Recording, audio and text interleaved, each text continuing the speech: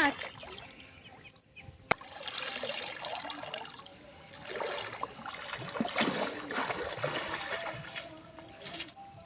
কত বড় একটা তেলাপিয়া মাছ পড়েছে, আর একটা তেলাপিয়া মাছ পড়েছে, আর এগুলো সব চারাপোনা বাটা মাছ। হ্যাঁ বাটা মাছ, ছেড়ে দিতে হবে।